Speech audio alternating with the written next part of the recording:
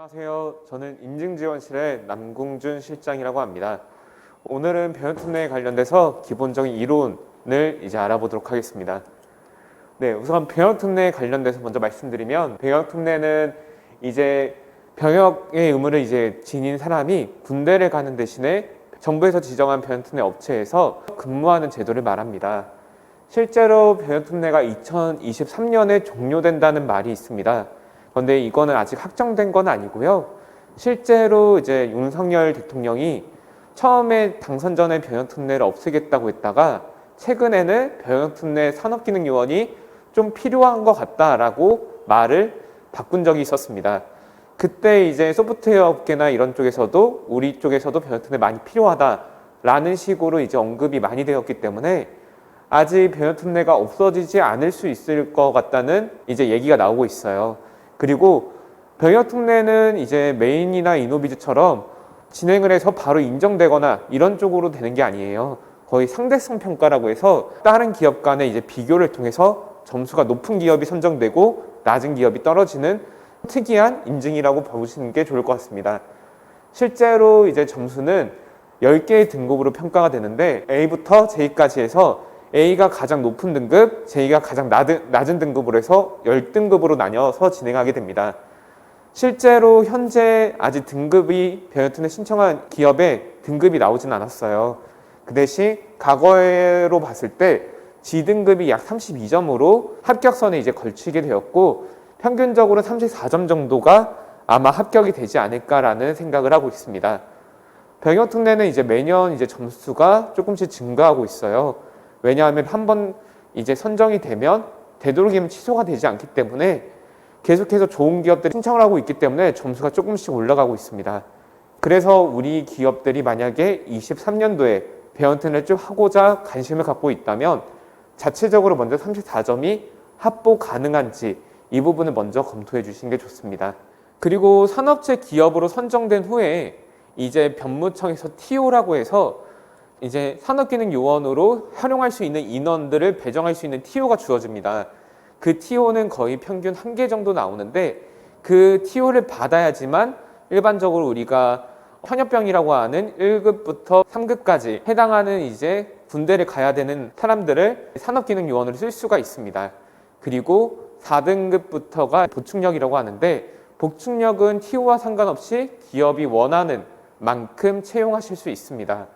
그렇기 때문에 먼저 병역특례 선정을 하시고 TO 신청한 다음에 보충력으로 인원을 확보하시는 쪽으로 많이들 진행을 하고 계십니다. 우선 산업기능요원은 34개월 근무하고요. 산업체 보충력 같은 경우는 23개월 근무를 하게 됩니다. 네, 취소 사유 보도록 할게요. 병역특례는 웬만하면 취소되지 않는데 좀 특이한 요건으로 취소가 되는 경우가 있습니다. 우선은 내용을 간단하게 보시면 폐업이나 부도로 할 경우 당연히 취소되고 6개월 이상 휴업이나 영업정지할 경우 취소가 됩니다. 그리고 이 부분이 중요한데요. 병역지정 업체로 2년간 이상 계속하여 TO 배정을 받지 못하거나 아니면 산업기능요원으로 근무하지 아니한 경우, 이 말이 조금 이해가 안 되실 수 있는데 정리하자면 병역특례 산업기능 기업으로 선정이 됐는데 현역병을 2년 이상 TO를 받아서 근무하지 않을 경우 군대에 병사가 없는 거죠. 그런 식으로 이해하시면 좀 쉬울 것 같은데 2년 이상 산업기능요원을 배치하지 못할 경우 병역특례가 자동으로 취소가 되게 됩니다. 그렇기 때문에 병역특례에 선정되시면 TO를 계속해서 신청하셔가지고 받도록 안내를 해주셔야 됩니다. 그리고 선정 기준에 미달된 후 1년이 경과한 업체, 이 부분은 뒤에서 선정 기준 다시 한번 보도록 하고요. 그리고 밑에 부분은 기본적인 요건이기 때문에 한번 읽어보시면 될 것 같습니다. 자, 병역특례 기본 조건에 대해서 말씀을 드리도록 하겠습니다. 우선 병역특례 기본으로 신청을 할 때 가점 싸움이긴 하지만 접수할 때 기본 요건이란 게 있어요. 이 기본 요건을 먼저 보면 우선은 신청이 아예 제한되는 경우 보시면 산업재해로 5년 이상 또는 고용노동부의 산업재해 발생 건수 등을 공표한 상업자, 말 그대로 산업재해율이 너무 많이 나와서 위험하다라고 공표된 사업장의 경우는 신청 요건이 아예 제한이 됩니다. 그리고 이제 사업주가 체불 사업자로 등록된 경우, 그리고 고해상세 체납 업체의 경우 신청 자체가 안 됩니다.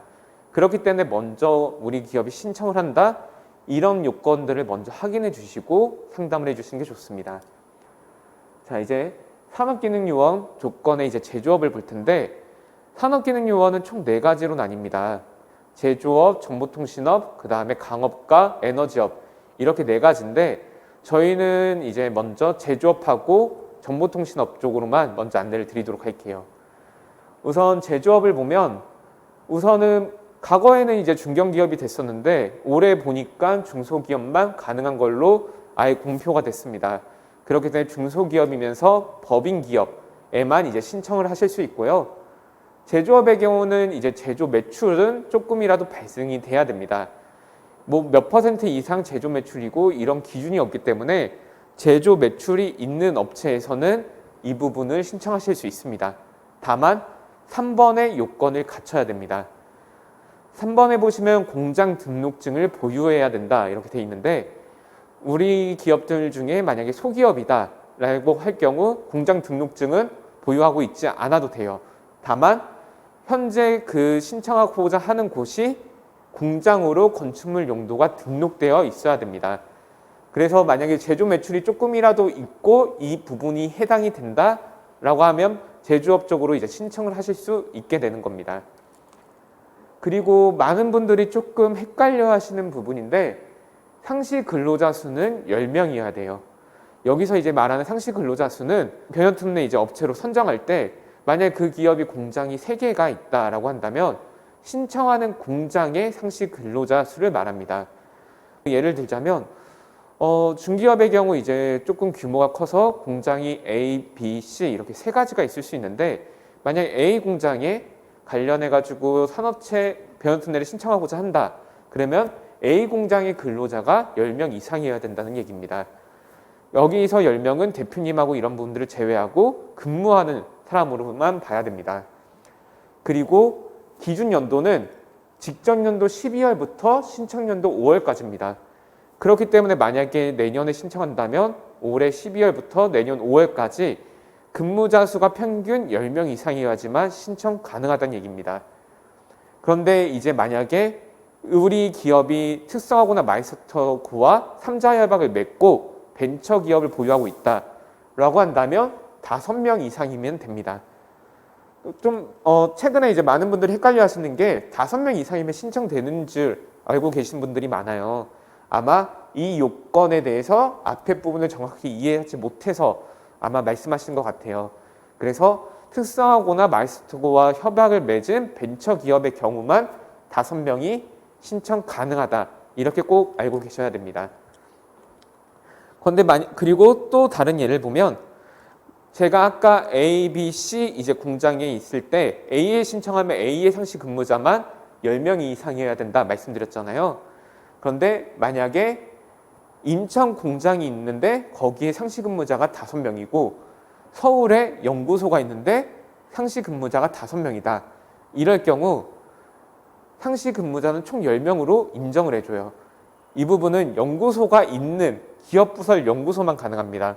연구개발 전담부서는 인정이 안 되기 때문에 기업 연구소가 타 지역에 있는 경우 거기에 소속되어 있는 연구원의 수를 더할 수 있습니다. 그래서 타 연구소가 있는 곳에 상시 근무자까지 합쳐서 10명이면 요건에 충족된다. 이렇게 보면 될 것 같습니다. 그리고 5번째로 산업재율이 업종 평균보다 낮아야 합니다. 이 산업재율은 직전 연도로 이제 보게 되는데, 과거에는 이제 3년치 평균을 본 적도 있어요. 그런데 올해 22년도와 21년도에 이제 제출할 때 보니까 계속해서 직전 연도에 업종 평균을 이제 요구하고 있기 때문에 내년에도 이 기준이 그대로 갈 수 있을 거라고 예상이 됩니다. 그래서 산업재율 업종 평균은 이제 산업재해 예방 안전보건공단에서 기업이 법인으로 회원가입하셔서 출력할 수 있기 때문에 만약에 우리 기업이 변호특 내 신청을 원한다라고 한다면 산업재해율 확인서를 먼저 확인해 보시는 게 좋습니다. 그런데 이제 산업재해율 확인서를 이제 만약에 출력을 했는데 평균보다 높을 수 있잖아요. 그때 앞에서 제가 A, B, C 이제 공장이 있을 경우 A의 상시 근로자 수를 뭐 신청한다면 그걸 봐야 된다고 말씀드렸듯이 산업재해율도 신청하는 공장의 산업재해율을 봅니다. 만약에 A, B, C 중에 A의 산업재해율이 업종 평균보다 높다면 그냥 B에다가 신청을 하시면 돼요. 그 대신 B도 상시 근로자 수를 맞춰야겠죠. 그런 식으로 산업재해율과 상시 근로자 수, 이 부분이 조금 많이들 오해하시는 부분이기 때문에 이 부분에 대해서 다시 한번 안내드렸습니다. 네, 다음은 산업기능요원 조건 중에 정보통신 업종을 보도록 할게요. 우선 소프트웨어 개발이 주된 업종이어야 됩니다. 아까 전에 제조업은 제조 매출 조금만 있어도 신청 가능하다라고 말씀드렸는데 소프트웨어는 반드시 주된 업종이 사업체의 주된 업종이 소프트웨어 업종이어야 되면서 그 비율이 30%가 넘어야 됩니다. 단 여기서 또 주의할 거는 3년치 평균입니다. 만약에 우리 기업이 이번에 신청하는데 이제 19년도, 20년도에 도소매 업종을 하다가 21년도에 소프트웨어로 업종 전환을 했어요. 그러면 이제 3년치 평균을 떼봤을 때 도소매 매출이 아무래도 2년 동안 더 있기 때문에 좀 더 높겠죠. 그럴 경우 3년치 평균이 소프트웨어 매출이 주가 아닐 수도 있습니다. 그렇게 될 경우 해당 기업은 베어튼 내 정보통신 업종으로 신청 불가합니다. 그렇기 때문에 3년치 평균이 소프트웨어 매출인지 이 부분을 먼저 확인을 하고 진행을 해야 됩니다. 현재 기준으로만 보지 않는다는 점이 조금 챙겨주셔야 될 포인트인 것 같습니다. 그리고 두 번째로 신청 가능한 정보통신 업종인데 정보통신 업종이라 해서 다 되는 건 아닙니다. 실제로 3가지 업종 코드를 이제 제시하고 있어요. 첫 번째로 시스템 소프트웨어 개발 공급업, 두 번째 응용 소프트웨어 개발 공급업, 세 번째가 컴퓨터 프로그래밍 서비스업입니다. 대부분의 소프트웨어 회사들은 이 3가지 코드를 사용하긴 합니다. 그런데 간혹 이제 이 코드에서 벗어나는 경우가 있을 수 있기 때문에 이 소프트웨어 업종 3가지 코드가 맞는지, 그리고 이제 아까 제가 앞전에 도소매 업종에서 이제 소프트웨어 매출이 발생하고 있다라는 식으로 이제 예를 들었는데 반드시 사업자 등록증에 이제 종목란의 소프트웨어 개발 공급업이 속하는 업종이 기재가 되어 있어야 됩니다. 매출이 발생해서 주가 이제 소프트웨어 업종이라고 해도 사업자 등록증에 만약에 그런 내용이 없다고 한다면 이 부분은 또 인정이 안 될 수 있습니다. 이거는 뭐 변경하는데 얼마 걸리지 않기 때문에 저희가 어차피 기업의 자문을 받게 되면 다시 한번 안내를 드릴 거예요. 뒤쪽은 이제 상시 근무자 수와 산업재해율인데 앞전에 말씀드렸던 제조업과 기준은 동일합니다. 네, 이제 산업기능요원 가점계산법에 대해서 말씀을 드리겠습니다. 산업기능요원은 이제 100점 만점으로 진행이 됩니다. 실제로 이 표는 제조업과 정보통신업종 동일해요. 그렇기 때문에 조금 정보통신업종에 불리한 요소들이 조금 보입니다. 그런데 실제로 제가 실무를 진행했을 때 정보통신업종이 좀 더 점수가 높았던 경우가 더 많았던 것 같아요. 왜냐하면 여기 보면 일자리 창출이 40점인데 현재 제조업 쪽에 사람 뽑기가 너무 어렵잖아요. 그런데 이 부분이 40점이기 때문에 정보통신 업종에서 이 부분에서 점수를 많이 획득하는 경우가 많습니다. 그렇기 때문에 거의 기준은 동일하고요. 점수도 거의 제조업과 정보통신업이 좀 대동소이한 것 같습니다. 우선 이 가점계산법에서 제가 이제 안내드릴 부분은 빨강색 네모로 쳐져 있는 부분인데 실제로 나머지 부분은 저희 쪽에서 어떻게 손을 댈 수 있는 부분이 아니에요. 뭐 근로환경이라든가 뭐 수출액 또는 이제 사업장이 어디에 위치해 있는지 이런 부분에 대해서 가점이 이제 배정이 되는 거기 때문에 저희가 자문을 받고 이런 부분에 관리를 해드릴 수 없어서 네모난 부분으로만 어떻게 가점을 올릴 수 있는지 설명을 드리도록 하겠습니다. 우선 일자리 창출인데 고용 증가는 어떻게 해서 점수를 배정하느냐 이 부분 뒤쪽에서 안내드리도록 하고요. 성과 공유는 저희가 이제 조금 관리를 해드릴 수 있는 부분은 여기 빨간색 글자로 이제 색칠된 5개 있는 부분입니다. 그래서 우선 첫 번째로 고용 증가. 이 점수가 어떻게 해서 가점이 되는지 먼저 말씀드리면, 저희가 진행하는 이제 사업장이 10명 이상이잖아요. 이 표에 대한 부분으로 가점을 보시면 될 것 같습니다. 기준점은 이제 만약 23년도에 진행한다면 20년도 12월부터 21년도 12월 이렇게 1년 기준으로 12월과 12월의 인원수로 그냥 판단한다고 보시면 될 것 같아요. 그래서 만약에 23년도에 신청을 하는 기업이 21년도에 21년부터 22년도에 5명이 증가했다. 그러면 5명이니까 여기 보면 8점 이런 식으로 받는 거죠. 다만 이제 여기 보면 증가 규모와 증가율 이렇게 두 가지가 나와 있는데, 증가 규모와 증가율 이렇게 두 개 계산했을 때 높은 점수가 최종 이제 확정되는 점수라고 보시면 됩니다. 제가 좀 말을 어렵게 했는데, 예를 들면 만약에 상시 근무자가 10명이라고 했을 때 이제 월말에 이제 평가하려 보니까 10명에서 15명으로 증가를 했어요. 그러면 실제로 증가한 거는 5명인데 퍼센티지로 보면 50% 이상 증가한 거잖아요. 그러면 5명 8점이 아닌 50% 증가한 10점으로 가점 배정이 된다. 이렇게 봐주시면 됩니다. 즉 기업이 가져갈 수 있는 점수를, 높은 점수를 그냥 가져간다. 이런 식으로 보시면 될 것 같습니다. 그리고 우리 22년도, 이제 23년도에 신청을 할 때 21년도 이전에 설립한 기업은 방금 말씀드렸던 그 방법대로 계산을 하시면 돼요. 다만 23년도에 신청하는데 22년도에 1년밖에 안 됐을 경우 앞에 비교할 수 있는 수가 없잖아요. 그럴 경우 앞전에 있는 그냥 이 증가 규모로 본다고 봐주시면 됩니다. 그래서 2022년 12월에 고용 인원이 4명일 경우 10점을 받는다. 그리고 23년도에 신청하는데 23년도에 설립한 기업이 만약에 배너튼에 신청을 한다. 이럴 경우 23년 5월 기준으로 고용 인원, 고용 수로 가점을 매겨진다. 이렇게 봐주시면 됩니다. 이제 성과 일자리 창출에서 성과 공유 부분 보도록 할게요. 성과 공유에서 많은 분들이 이제 좀 헷갈려 하시고 질문을 많이 주시는 부분이 내일 채용 공제 또는 청년 재직자 내일 공제와 청년 내일 채용 공제 이 부분입니다. 지금 제가 이제 구도로 말씀드렸는데 그냥 듣기에도 이름이 많이 똑같죠. 실제로 내일 채용 공제 또는 청년 재직자 내일 공제는 중기부에서 진행하는 거고요. 청년 내일 채용 공제는 고용노동부에서 진행하는 사업입니다.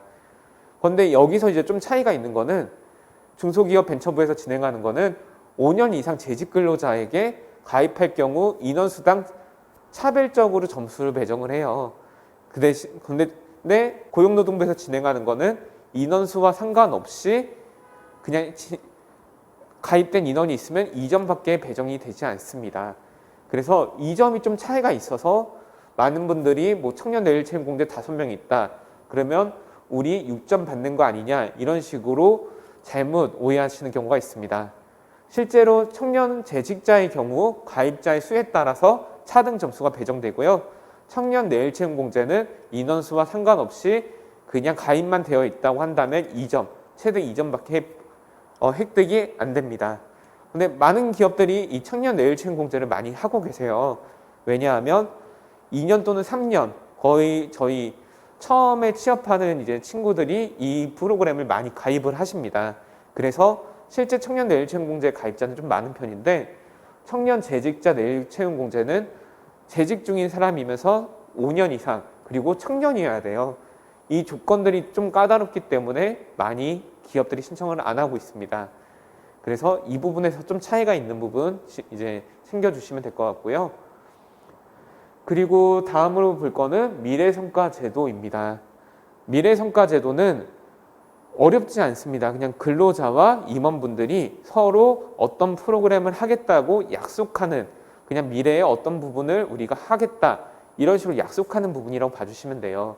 실제로 그 약속은 목록이 정해져 있는데 성과급 지급이라든가 스톡옵션 제도 이런 부분을 미래에 우리가 기업이 하겠다라는 식으로 근로자와 임원 대표님이 같이 약속을 하는 제도라고 봐주시면 됩니다.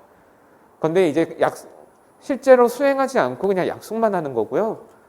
이거에 대해서 이제 진행만 하면 2점의 가점을 받는데 반드시 과거에 진행한 이력이 없어야 됩니다. 미래에 약속하는 건데 과거에도 약속하고 현재에도 약속한다면 그거에 대한 건 이제 약속이라고 볼 수 없는 거잖아요. 과거에 진행했다면 현재 인정이 안 됩니다.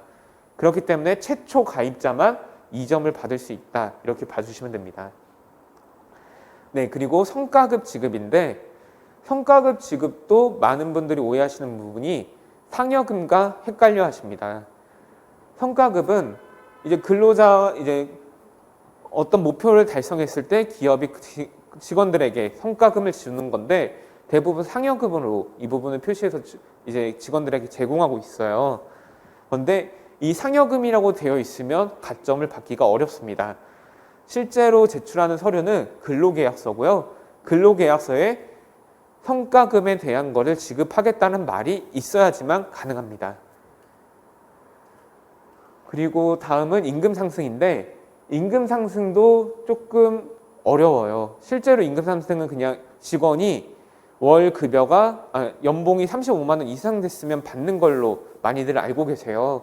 그런데 35만 원은 무조건 지급이 되어야 되고요. 추가적으로 세액공제 신청서에 근로소득 증대시킨 기업에 대한 세액공제에 35만 원 이상이 잡혀 있어야 됩니다.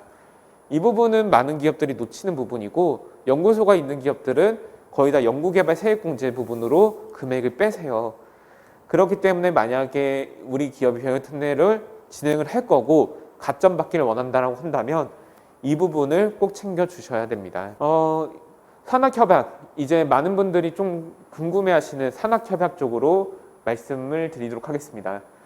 산학협약은 이렇게 세 가지 부분에서 한 건만 진행해도 최대 7점의 가점을 가져가는데 여기 보면 선도기업이라고 있습니다.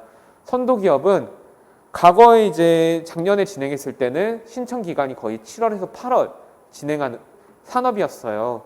그러다 보니까 병역특례할 때 가점 갖기가 어려웠는데 올해는 이 부분이 6월에 신청하는 걸로 바뀌었습니다. 신청은 저희가 하는 게 아니라 교육부에서 이제 진행하는 거고요. 3자 협약을 맺은 업체에 한해서 선도기업까지 진행을 하게 됩니다. 그러다 보니까 3자 협약을 맺은 업체는 최대 운이 좋으면 12점을 획득하고 진행하게 됩니다. 그래서 이거에 대한 상세하게 이제 말씀드리면요. 우선 특성화고와 마이스터고 연계 산학협약 체결. 먼저 중앙행정기관 특성화고 3자 협약입니다. 지금 3자 협약이 많이 어렵다는 거는 많은 PM분들이 알고 계세요. 왜냐하면 3자 협약은 이제 특성화고등학교와 그 다음에 기업, 그 다음에 학생 이렇게 세 명이 협약을 맺는 건데 이 중에 특성화고등학교는 모든 전국에 있는 특성화고등학교가 아닌 특성화고 인력산업에 신청한 학교를 말합니다. 신청한 학교는 전국에 215개밖에 없어요. 실제로 215개의 학교와 협약을 맺어야지만 3자 협약으로 인정이 된다고 보시면 됩니다. 그런데 이 215개의 한 학교의 학생이 거의 한 60명, 거의 90명 이렇게밖에 없습니다. 지방은 이 정도 되고 서울도 그렇게 많지 않아요. 그러다 보니까 이 중에 절반은 대학을 가고 절반은 취업을 하는데 이 절반의 학생들을 기업에서 다 데리고 가려고 하다 보니까 3자 협약이 많이 어려워졌습니다. 그래서 3자 협약을 제외한 기업 혜택할 수 있는 점수가 32에서 5점 정도 돼야지만 병역특례 신청할 수 있다. 이렇게 봐주시면 됩니다. 네, 그리고 마이스터고와 유니테크 이런 산학협약 이 부분은 위에서 이제 3자 간의 협약을 한다고 했는데 이 부분은 2자 협약으로 학교와 기업 간의 협약을 맺는 걸 말해요. 그런데 이 협약을 둘이서 맺었지만 결국 학생이 있어야지만 가점이 혜택할 수 있기 때문에 3자 협약과 내용이 유사합니다. 결국 학생까지 해서 기업과 또 체결을 해야 되기 때문에 위에 있는 3자 협약과 마이스터고 협약과 내용이 거의 동일해요. 제출하는 서류도 동일하고요. 그렇기 때문에 이거는 거의 같다고 봐주시면 되고요. 마지막으로 도제식 교육은 도제는 이제 일반적으로 학교와 기업이 협약을 맺고 학교에서 1학스 참여를 위해서 한 5, 6명 정도를 기업에 이제 현장학습 보냅니다. 그런 식으로 협약을 맺을 경우만 도제식 교육이 가능한데 이 도제식 교육은 말 그대로 교육이기 때문에 그 해당 인원이 고등학교 2학년이에요. 그래서 23년도에 신청하는 기업이 23년도에 도시식 교육을 학교와 협약을 맺었다고 한다면 23년도에 신청을 할 수가 없게 되는 겁니다. 이상으로 변형특례에 관련된 이론 강의를 마치도록 하겠습니다. 감사합니다.